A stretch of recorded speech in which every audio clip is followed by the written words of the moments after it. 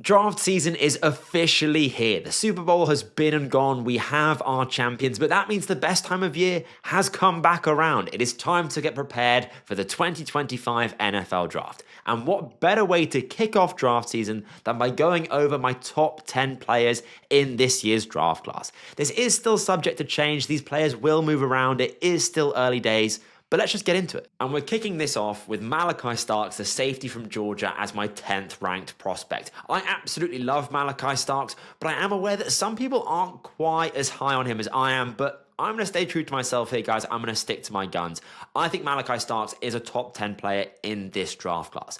There is definitely a question to be asked about positional value. I don't think Starks will go inside the top 10 when it's all said and done, but I think especially defensively and especially in the secondary, it's all about fit. It's all about what defensive schemes are you running. It's all about need. You can always use an edge player. You can always use an offensive lineman. So it's not quite the same. I appreciate that by playing safety, Starks isn't going to be that high on everyone's board, but I think this guy is just so supremely talented. He is so experienced, been a starter for 3 years at Georgia. I remember seeing this guy have that catch. When was it again for Georgia? When it was down the sideline, maybe against Texas. I can't remember, but he had this insane pick. And from then I was like, who is this guy? And he's been on my radar ever since. He's a true modern safety. You can align Malachi Starks all over the defensive front, basically the defensive scheme. He has 190 snaps in the box, so as kind of like a pseudo, not linebacker. He doesn't have the build for that, but nevertheless, he was played in the box 190 times at Georgia this season. 252 snaps at slot corner, which is a real strength of his, and I think that's where he's going to really excel in the NFL. 385 snaps at free safety, so where you would imagine a safety playing. And this guy, like I said, can be a slot defender at the next level. And really, that's kind of where I see his value almost, as being that kind of Brian Branch-esque, can be able to man up against a team slot receiver from the slot, which is such an important thing to have in the modern NFL. So Starks has already proven he can do that. He manned up against Luther Burden in 2023, my wide receiver 2 in this class, someone that I look at as like a Malik Neighbors. Lining up against a guy like that in the slot where there's so much space, there's two-way goes, is really not easy. And Starks has the coverage ability to man up against a team slot receiver like that. It's just such a valuable skill. His game IQ is off the charts. I think he's one of the more cerebral, smart players in this draft class. Maybe second only to Travis Hunter. High praise, I know, but that's how high I am on Malachi Starks. He's been a 3-year starter at Georgia. And I think the experience shows. He's able to sniff out fakes and trick plays so well. He just flies downhill. He doesn't second guess himself. He's got that quick trigger. As you can tell, guys, I love Malachi Starks, but he's also really versatile. Like I said, I think that when you're drafting a player like Starks, you need to be aware of how he can actually play in your defense. But I think once you do draft him, he can kind of play anywhere, really, within reason. And he's an immediate impact player because of that. And I think he's also a really physical and reliable tackler. Is he Kyle Hamilton? No. Is he even someone like Brian Branch? No, he's not. He doesn't play the game like that. But all three of those guys, Hamilton, Starks, Branch, are all safeties that can really free up your defense by just filling whatever role they need to. And I think Starks can do that. Weaknesses. Positional value is going to be a knock on Starks. I'm not a team. I don't know what teams need. I don't have a specific need in mind or a defensive scheme in mind. How highly is a team going to draft a safety, though? And this is a pure safety. It's not like Kyle Hamilton, who is going to spend a lot of his time on the line of scrimmage. You don't really want Starks doing that. So it's a question of how highly will he actually go? I think realistically around the midpoint, maybe 15. But I even saw Daniel Jeremiah didn't even have him as the number 1 safety in this class instead of the South Carolina safety. And like I said, he plays in more off coverage than he does in press coverage. So it's not going to be a Brian Branch uber aggressive, you see Branch draped all over guys. Starks isn't going to play like that, but I think he can have a similar impact. So I absolutely love Malachi Starks. Some people aren't going to. I'm a big Starks believer. The my 9th ranked prospect is Will Campbell, the offensive tackle / guard from LSU. I have Will Campbell this highly because I think he can, in theory, play tackle. I think if you're looking at him as a pure guard, I don't think, while you're factoring in positional value, I don't think you can really have a guard this highly. But I just think Will Campbell has the highest floor of any of the offensive linemen in this class. And it is a really good offensive line class.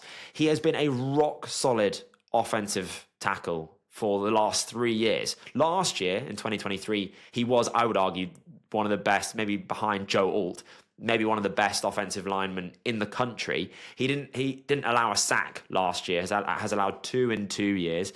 He has good size. I'll talk about the arm length in a second, but he's got good size and build. He's athletic. He's fluid and agile for his size. Did have a few issues this year against speed, and I'll talk about that in a second as well. But I just think this guy's a solid run and pass blocker. I think he's got good hand usage, quick footwork. I think he's really smart. I think he's good at dealing with stunts and blitzes. I mean, I'm a Texans fan. I know full well that if you have an offensive line that can't identify a blitz or can't pick up a stunt, you are absolutely cooked.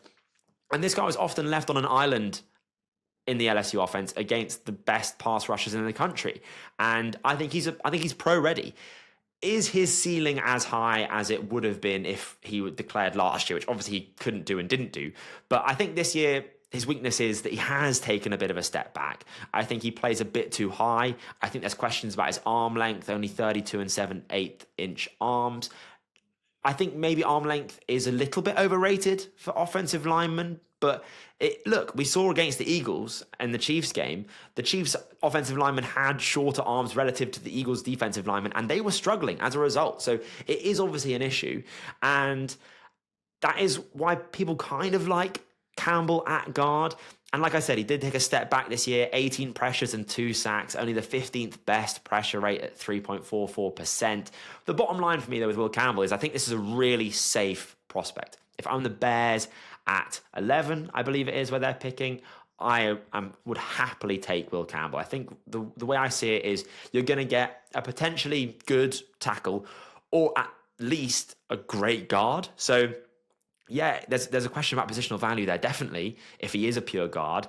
But I just think offensive line is so valuable. Even if you do play guard, I think a team that needs interior offensive line, like obviously the Texans, like obviously the Bears, Will Campbell will be such a great fit. And he's not going to be on the board for the Texans, unfortunately. But I really like Will Campbell just as a player that I think is one of the safest players in this draft class. I don't think you can go wrong if you draft Will Campbell, really. My 8th overall player, the first and only quarterback in my top 10. Hate to spoil it for you, but that is Cam Ward, the quarterback from Miami. I really like Cam Ward, but I also think it's important to not look more kindly on him because of the general lack of quarterback talent in this draft. If he declared last year, he would probably be my QB 4, maybe behind Drake May, Caleb Williams, Jaden Daniels. So that's where I would put Cam Ward. I hope that helps contextualize him a little bit there. He is, though, clearly the best quarterback in this draft class, which is why he's at 8 for me. This guy's a playmaker. When the chips are down, Cam Ward is the type of quarterback that can potentially make a big play for your team. He's second in big-time throws in college football. He's got great arm strength, that kind of arm which you look for when you're drafting a quarterback this highly, up there with the likes of the Josh Allens, the Patrick Mahomes, the Justin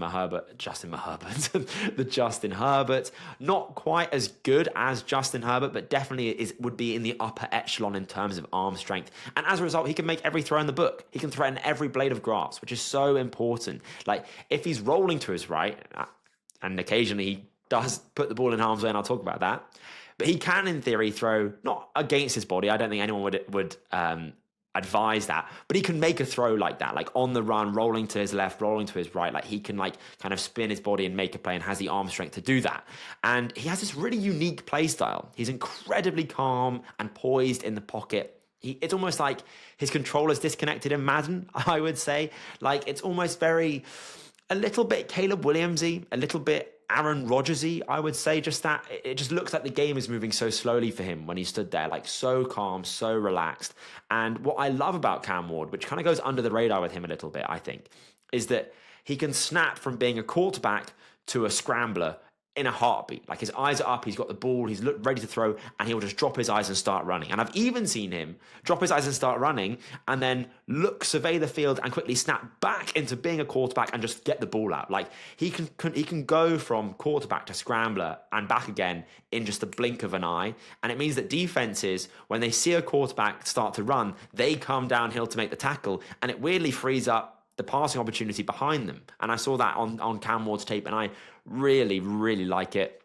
And just generally, Ward has great physical traits. Obviously, he hasn't played in the best teams, in the best divisions, best conferences rather, but he is a great athlete, and you can see that when he's on the field.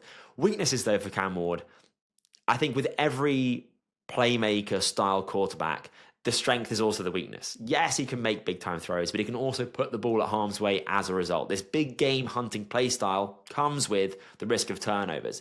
And often I've seen Ward have to dig himself and his team out of a hole that he put himself and the team into. So in the Cal game, for example, Cam Ward threw a crossbody prayer, and that's what I was kind of referencing earlier, which became a pick six.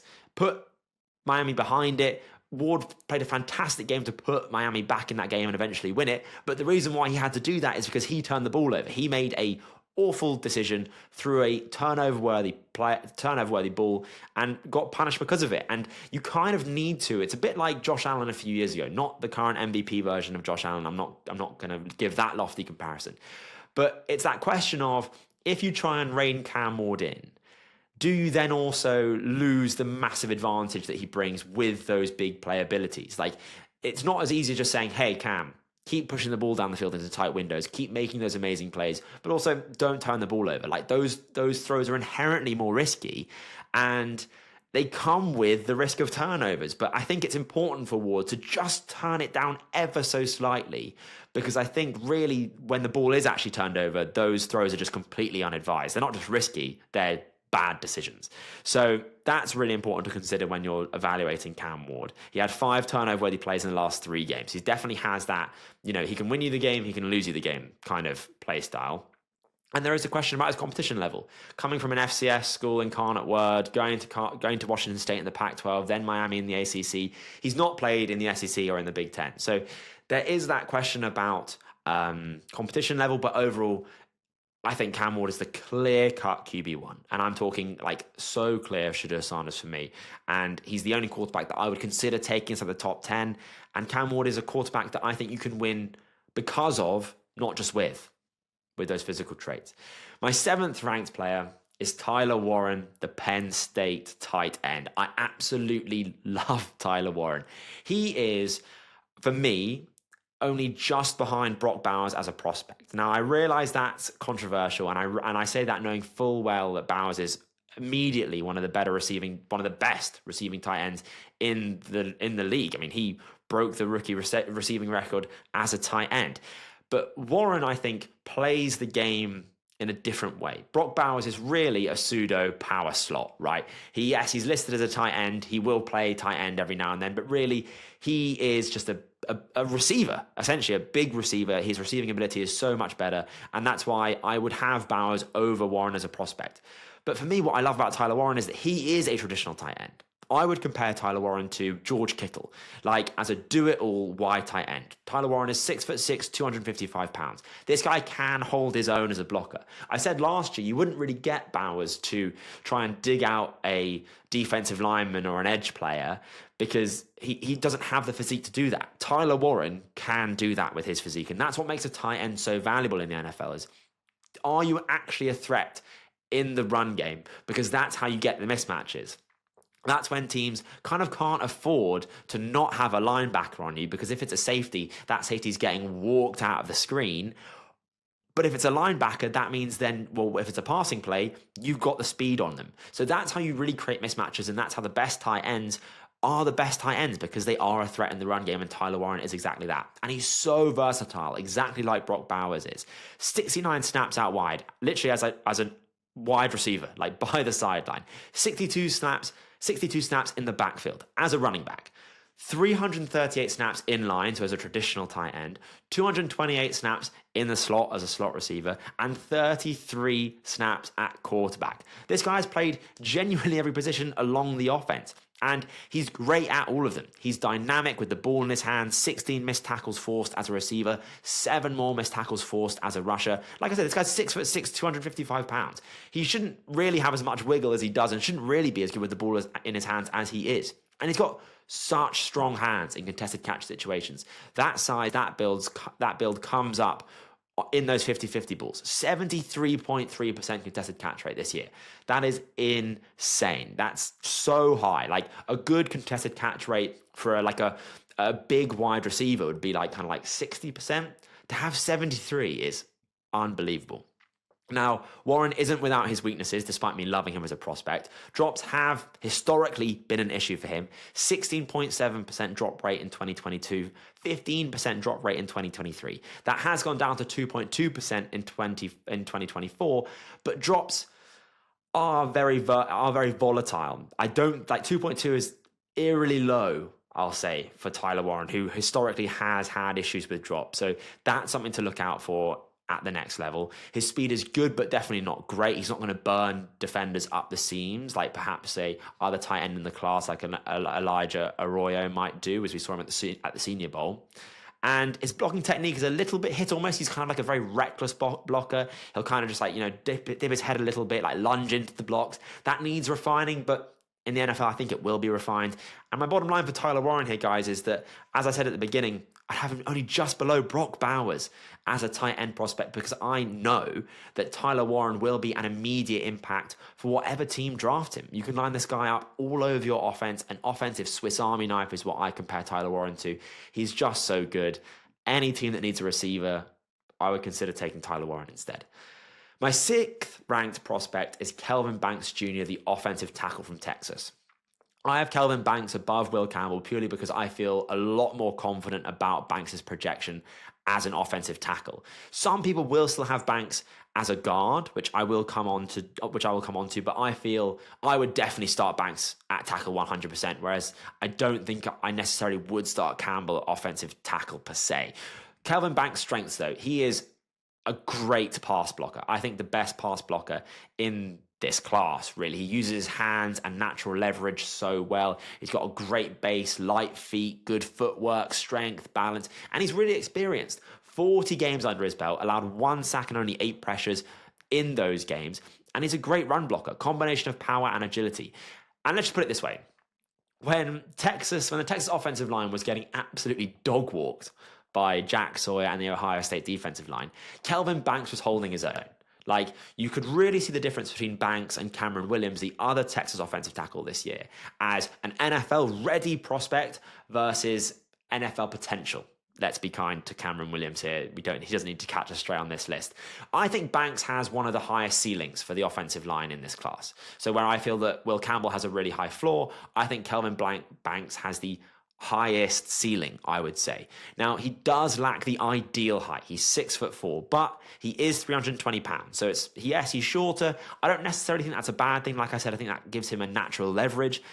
And I think there's questions about his arm length too. We don't have the official measurements just yet, but like I said, NFL GMs do like their tackles to have the longer arms just to give them that bit of wiggle room when you're playing against those elite edge rushers who do have freakishly long arms. And as a result, I think he might be a guard for some teams, but I don't think so. I think Kelvin Banks should be a tackle, should at least be given the chance to start as a tackle. If he then is kicked into guard, that's fine. Or even for the Bears, as an example, if he's drafted and plays guard for the first year, 2 years, and then later kicks out to tackle, maybe for the 49ers as a potential Trent Williams replacement, then I think it's a fantastic pick. So I really like Kelvin Banks Jr. I think he is the offensive tackle that I would take first, but it remains to be seen where the NFL views him. Now, number 5, Mason Graham, the defensive tackle from Michigan.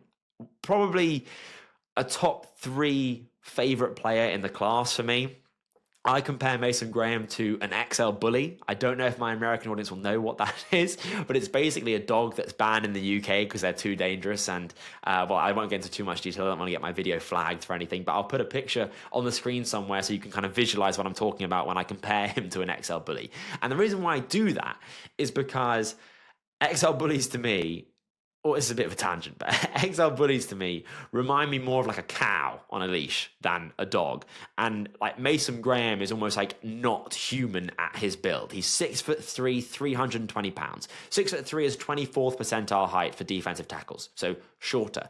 But 320 pounds is 84th percentile weight. This guy's rocked up like a bowling ball. Think like that genetically modified pig from Family Guy. Oink. And he's just so explosive. He can hammer offensive linemen back from the line of scrimmage with that strength and that weight. He can withstand double teams, can anchor well in the run game, again with that weight. And he's got really active hands. He's not just a gap shooter like a Deone Walker is for Ole Miss, like who people really like, but I'm not that high on. Like this guy is a genuine pass rusher with his hands, and he can be lined up anywhere along the interior of the defensive line because of that. And I really watched the Washington game from last year, one of the playoff games, Texas-Washington, and he was just dominating that game. Yeah, Michigan won, sorry. But it was just such a great game from Mason Graham, and you could see the pass rushing chops from him in that game. And he's got another year to develop that this year. Obviously, Michigan haven't been as strong this year, but Mason Graham has been. Weaknesses, though, he's not really a finisher. Like, he's a great disruptor, but I want to see him get those sacks more often than he doesn't. He kind of will beat a double team or will beat a chip, but then will fall over.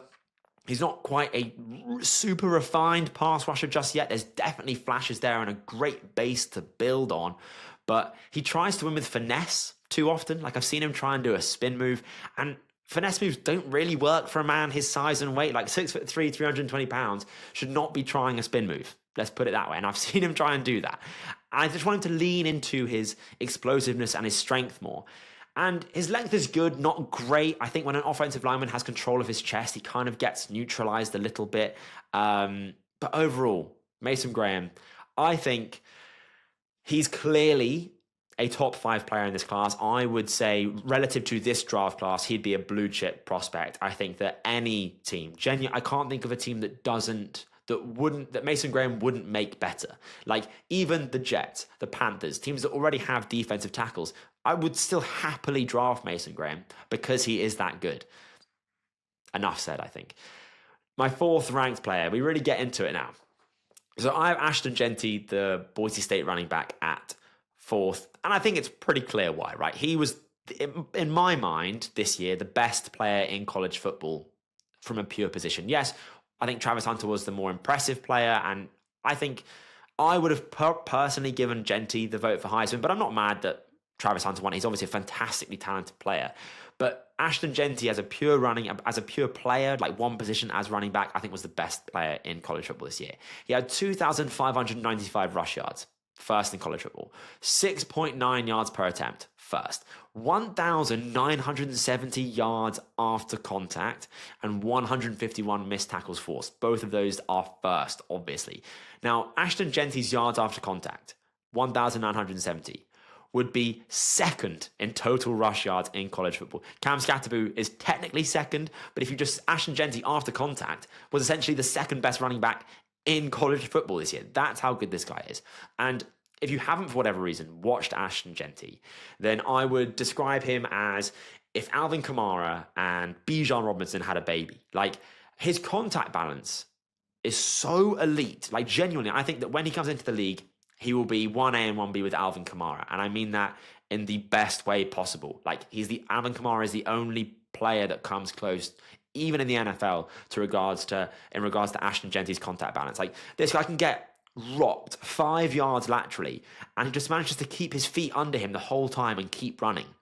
Like, there's multiple plays on his tape where he is trying to run up the middle, up through the A or the B gap, and will get rocked. Like I said, will get hit sideways by a linebacker or a defensive lineman, and Jeanty will just use that as like a speed boost, take it in his stride, bounce it out, and just will keep running. It's genuinely insane. It's the most impressive thing I've witnessed in this class. He's so good at creating missed tackles. Like he's broken the PFF records for missed tackles forced in a single year, beating Bijan Robinson, no less.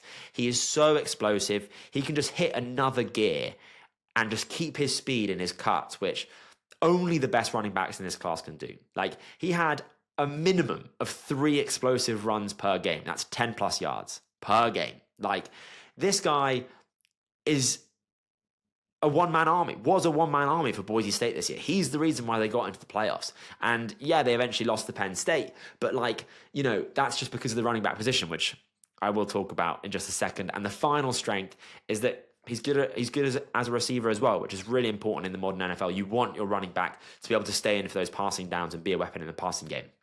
Weaknesses, though. Not that I think this matters, because it's shown that it doesn't matter, but it's worth noting he's 5'9". Might even be 5'8". So that's not generally the height that you're looking for from a first round running back. Don't get me wrong, you're not looking for 6'4" or anything crazy, but 5'9" is small. Let's just put it that way. But he does have 215 pounds on him, so he's got a good build. He's not like Travion Henderson in pass pro, but he can definitely hold his own. Pass pros often where rookie running backs kind of tend to fall down a little bit. They're not on the field for those third and long situations, which, you know, can take it out on them a little bit. And there might be a slight jump in physicality, I think, because of that height, because of that not like top tier pass pro ability. There might be that slight physical jump to the NFL. And again, I feel cheap saying this because I'm just kind of just looking for something to say. But there is the level of competition. I don't really buy that, though, because in Penn State, yeah, he didn't have the most, in the Penn State game in the playoffs, yeah, he didn't have the most impressive single stat line. But look at the runs that he was doing. Like, he was breaking like 3-4 tackles every run that he was doing. Abdul Carter is trying to tackle this guy, and Ashton Genty's shrugging him off like he's literally not even there. And he ran over Oregon, 192 yards, 3 touchdowns, 7.7 yards per attempt. So, look, I had to say it because I think people are going to raise it. I think both of those things, the size and the level of competition, really don't bother me. But if you are looking for things to be wary of, those might be it. He is only 4th because I am kind of factoring in positional value here. I think that is going to also be a question in the draft. I think the running back pendulum has swung the other way. I think it went a bit too far to the running backs don't matter side, and obviously pioneered by Saquon Barkley, who is now a Super Bowl winner. But that is a factor in the draft. It is important that teams weigh up, you know, is it better us drafting an offensive lineman or a running back? For example, with the Cowboys, where everyone has Ashton Genty going, I think Genty would kind of be papering over the cracks. I think the offensive line is the real problem. I think the wide receiver is a real problem. So there is a question of positional value. However, I think he's a blue chip player in this draft class. We've seen running backs go highly. I would still 100% take Genty inside the top 15 picks. It's really just a question of what team is eventually going to pull the trigger on him. But make no mistake about it, one of, if not the best player in the draft. And top 3 now. My third ranked player is Travis Hunter, the cornerback wide receiver hybrid from Colorado. I have Travis Hunter as a cornerback at the next level, full time. Miss me with this whole, he can play both ways fiasco, and he's going to say it, and I'm sure Deion Sanders is going to come out and say that he can. Yes, in theory, he can. I think he has the athletic ability, has the physical traits to be both a great cornerback and a wide receiver. I think he's a quote-unquote generational prospect because he can genuinely play both of those positions at a great level.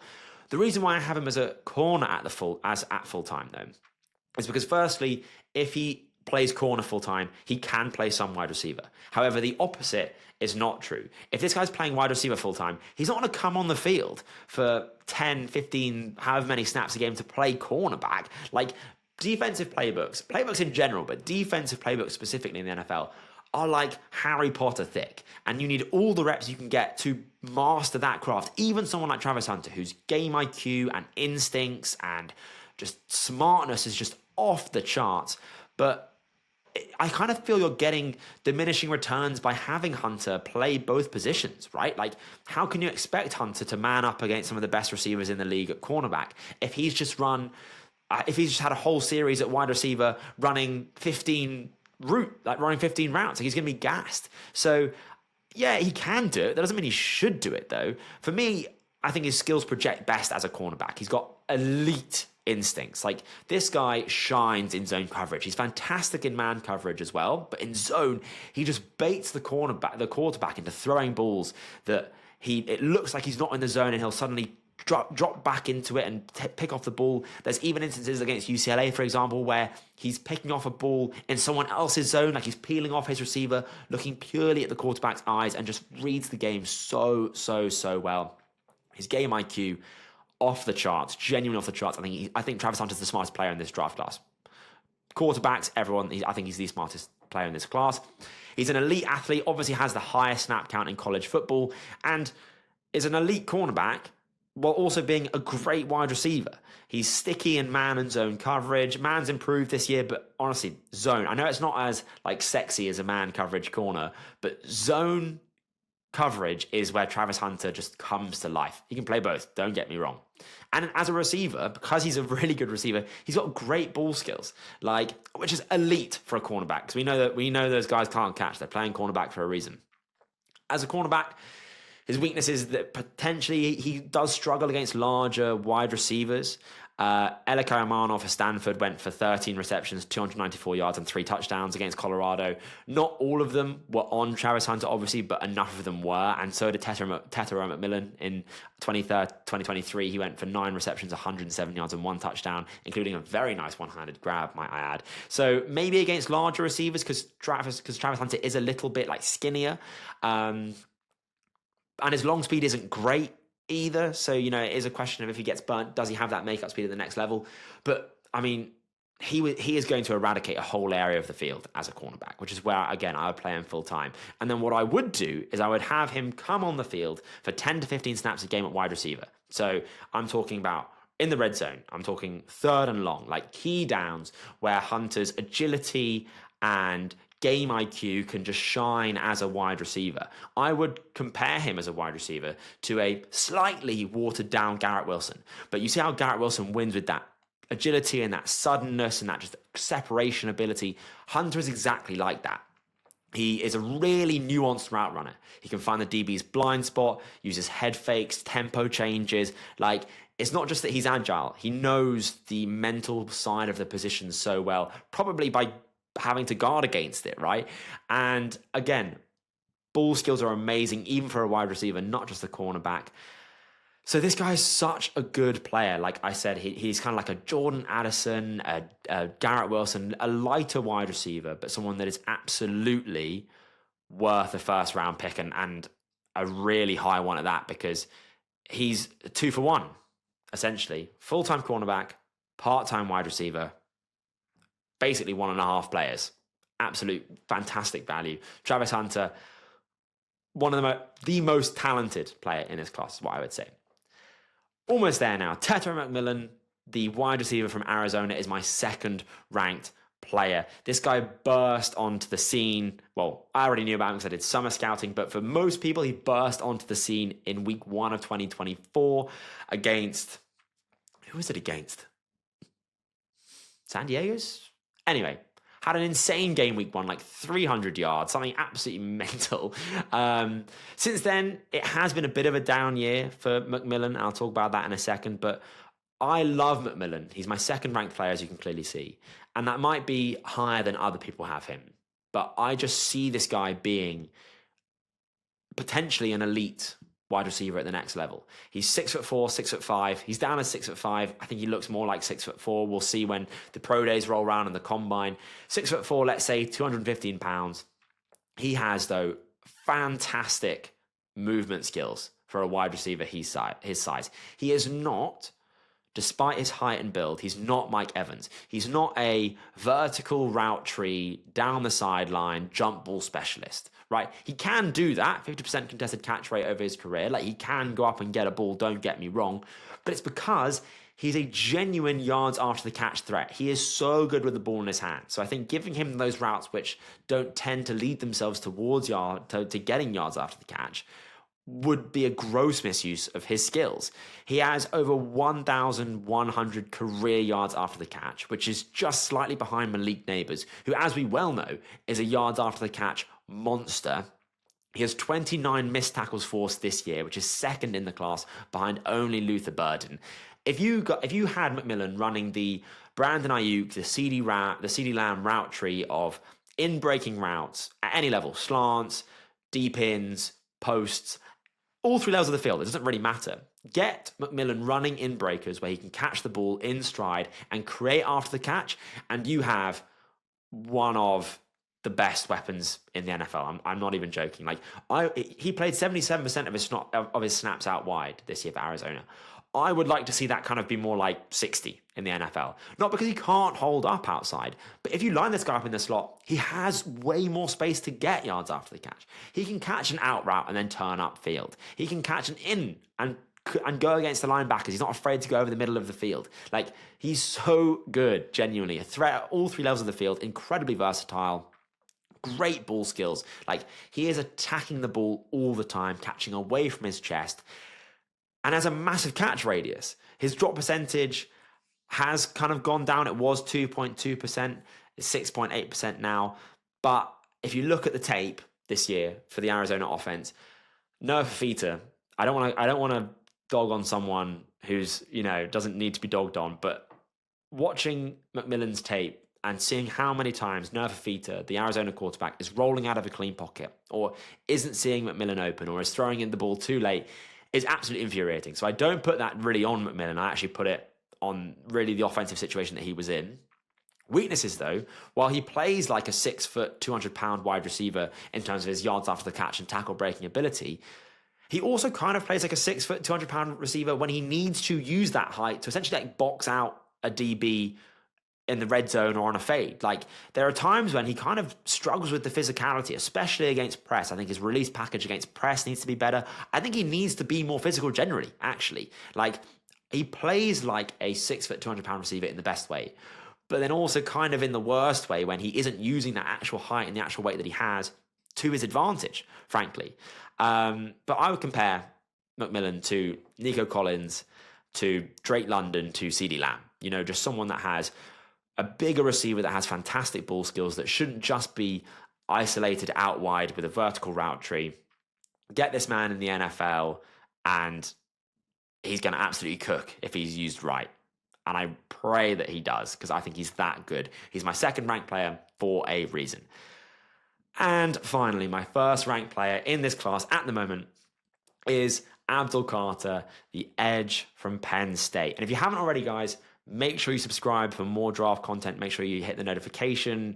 Just follow along. I think this is I know I'm being biased here, but I would say this is the best British NFL draft content out there. I hope Americans, you can agree with me as well. I know my accent might throw you off, but I like to think I know what I'm talking about here. So make sure you subscribe.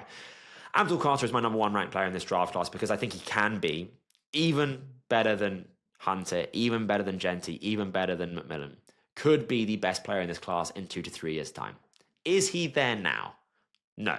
He's only been playing edge full-time for 1 year, and I think if you watch the first game of the season, which I think was against West Virginia, I can't remember off the top of my head, but if you watch the tape from week 1, essentially to the last game of the season, which was against Notre Dame, the growth you see is phenomenal, genuinely. I think initially he struggled with play strength. I think he was getting pushed off his pass rush path. I think he was struggling with the physicality of it.